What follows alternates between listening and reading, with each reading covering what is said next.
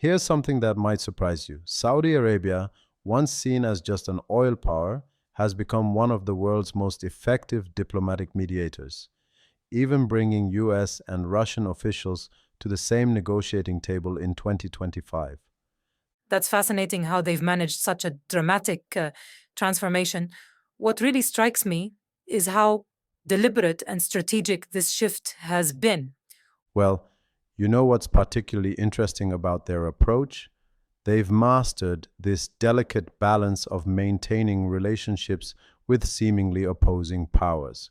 They are still America's key ally in the Middle East, but they've also developed strong ties with China and even opened dialogue with Iran. Okay, speaking of relationships, how have they managed to overcome their historical reputation as a partisan actor? That's where their strategy gets really clever. They're not trying to erase their past, they're reframing it. Take the 2022 Russia-Ukraine prisoner exchange. They leveraged their connections with both sides to facilitate what many thought impossible. And then by 2025, they managed to get US and Russian foreign ministers in the same room, something no other mediator had achieved. So they're essentially turning what could be seen as diplomatic baggage into an asset? Exactly right. And they're backing it up with serious investment in what I'd call their diplomatic infrastructure. They've transformed Jeddah and Riyadh into major negotiation hubs, complete with state-of-the-art facilities and support services. But here's what's really fascinating. They're coupling this with massive investment in human capital, training a new generation of Saudi diplomats, and bringing in international expertise. You know what this reminds me of? That concept in conflict resolution theory about the ripe moment when both parties are in what's called a mutually hurting stalemate. Oh yeah, Zartman's theory. And Saudi Arabia has become incredibly skilled at identifying these moments. Look at their approach to the Sudan civil war. They didn't just wait for the right moment, they actively created conditions that made negotiations more attractive to all parties. They used this sophisticated combination of economic incentives, diplomatic pressure, and regional influence. That's quite a comprehensive approach to building diplomatic power.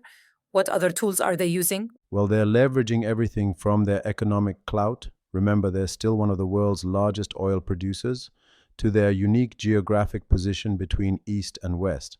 But what's really interesting is how they're using their religious significance as custodian of the two holy mosques in a more nuanced way, especially when dealing with other Muslim-majority nations in conflict. That's quite a shift from their traditional approach to regional politics. And here's what makes it even more remarkable. They're doing all this while maintaining what scholars call strategic impartiality. They're not pretending to be completely neutral, but they've positioned themselves as credible enough for all sides to trust them as mediators. It's like they've created this new model of diplomatic power that doesn't require absolute neutrality.